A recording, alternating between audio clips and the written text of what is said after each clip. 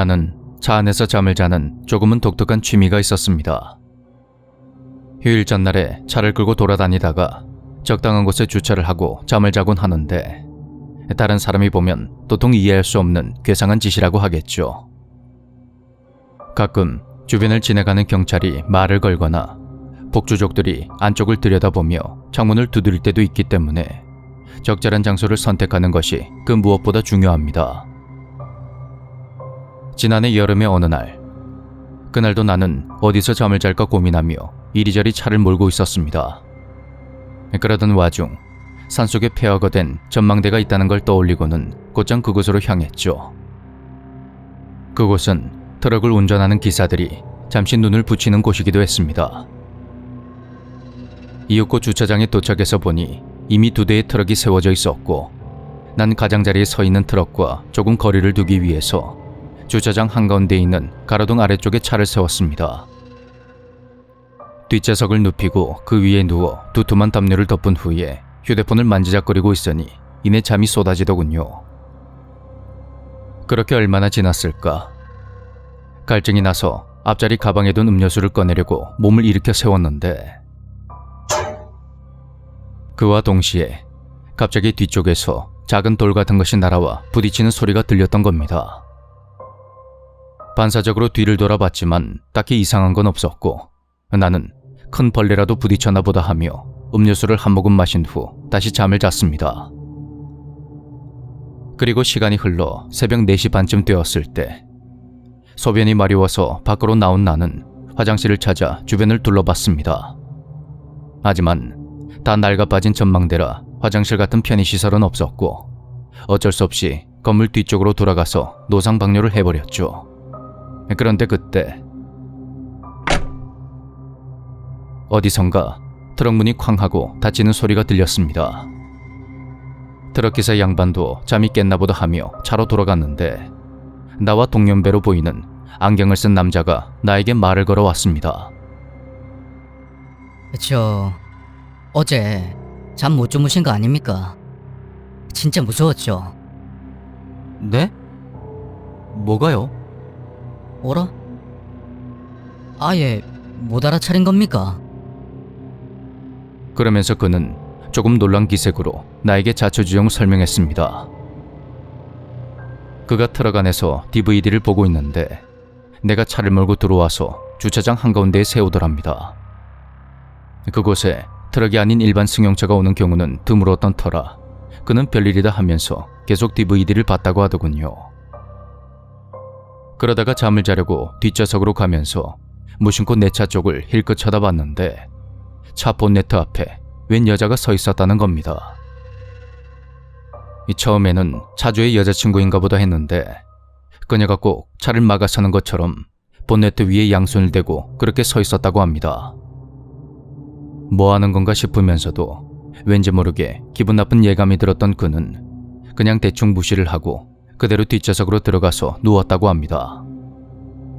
하지만 자꾸만 묘하게 신경이 쓰여서 다시 내 차 쪽으로 시선을 돌려보니 그 여자가 이번엔 운전석 창문 옆에 서서 양손을 딱 붙인 채 그렇게 서 있었다는 겁니다. 대체 이게 뭔가 하고 잠시 눈을 돌렸다가 다시 봤더니 이번엔 또 조수석 쪽에서 그러고 있었다고 하더군요. 분명히 평범한 사람은 아닌 것 같다는 생각에 소름이 끼친 그가 눈만 빼꼼히 내밀고 주변을 살피자 여자가 갑자기 그를 향해 시선을 획 돌리더니 몸을 굽혀서 재빨리 숨었다고 합니다. 그걸 보고 너무 놀라서 한동안 숨어 있다가 이제 괜찮은가 싶어서 고개를 들어봤더니 여자는 어느새 사라져버렸고, 그는 순간 소름이 확 돋아서 허둥지둥 뒷자리에 올라타 그제서야 잠을 좀 잤다고 합니다. 진짜 못 봤어요. 그 여자 분위기가 장난이 아니던데. 그러고 보니 이상한 소리가 들렸던 것 같기도 한데. 그쵸? 차를 한번 살펴보는 게 좋을 것 같은데. 어디 손자국이라도 남아있을지 모르지 않습니까? 그 말에 나는 그와 함께 차를 구석구석 살피기 시작했습니다. 손자국은 전혀 보이지 않았지만 본네트 앞쪽이 살짝 베어져 있었고, 이게 뭔가 싶어서 멍하니 쳐다보고 있는데 차 뒤쪽을 살피던 기사가 뒤쪽에 기스가 났다며 소리를 쳤습니다. 과연 차 브랜드 엠블럼 위에는 작은 돌에 부딪힌 것 같은 흠집이 쫙쫙 나 있었습니다. 이게 뭐야? 이런 거 전에는 없었던 거죠? 어우, 소름 끼쳐. 그러면서 이런저런 이야기를 나누고 있는데 또 다른 트럭에서 아저씨가 내려서는 우리에게 다가왔습니다. 이봐, 자네들 지금 여자 이야기 하는 거 맞지? 그 아저씨의 말은 이러했습니다. 아저씨 역시 주차장으로 들어오는 일반 승용차를 보고는 그거 참 특이하다 생각하며 꾸벅꾸벅 졸고 있었다고 합니다. 그런데 한참을 졸다가 잠깐 깨서 내 차를 봤더니 어떤 여자가 창문 옆에 서서 차 안을 들여다보고 있었다는 겁니다. 어디서 온 건가 싶어서 주차장을 둘러봤지만 딱히 다른 차는 보이지가 않았고, 그래서 아저씨는 내 차를 함께 타고 온 여자라고 생각했답니다. 그러고는 아저씨가 아무 생각 없이 그 모습을 바라보고 있던 그때 여자가 갑자기 고개를 획 돌리더니 가장자리 쪽에 세워진 트럭 쪽으로 저벅저벅 걸어갔다고 합니다. 그러더니 이번에는 그 트럭 앞에 서서 앞유리를 계속 올려다봤다는 겁니다. 그 말에 안경을 쓴 기사의 얼굴이 창백해졌습니다. 예? 말도 안 돼. 그럴 리가 없는데. 그러면 여자가 그 다음에는 어떻게 하던가요?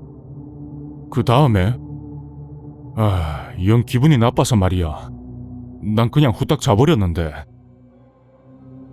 이 주차장에서 자주 잠을 잔다는 두 사람은 그런 여자는 처음 봤다고 했고, 그 지역의 토박이인 나 역시 그런 여자에 대한 이야기는 처음 듣는 것이었습니다. 인상착의가 어땠냐고 슬쩍 물어봤더니 두 사람 모두 긴 생머리에 삐쩍 마르고 치마를 입은 여자라고 대답을 하더군요. 그러면서 그들은 나와 아는 사람이 아니었냐고 물었지만 전혀 짚이는 바가 없었습니다. 그 근처에 사는 지인도 없었고, 그 시간에 그런 장소에서 날 알아볼 만한 사람이 누가 있었을까요? 그게 대체 무슨 일이었는지, 그녀는 어떤 사람이었는지 아직까지도 의문이지만 그 사건 이후로 나는 차에서 자는 취미를 그만둬 버렸습니다.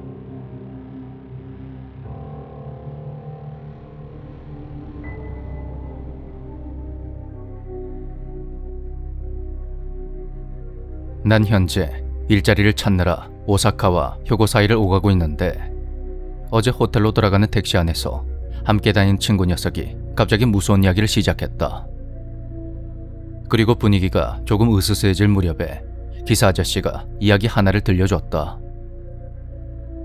아저씨가 고등학생 때는 소위 질 나쁜 아이들이 패싸움을 하는 일이 진짜로 있었다고 하는데, 그가 다니던 학교에도 패기 넘치는 신입생이 3학년의 리더격인 녀석과 한판 붙는 일이 있었다고 한다.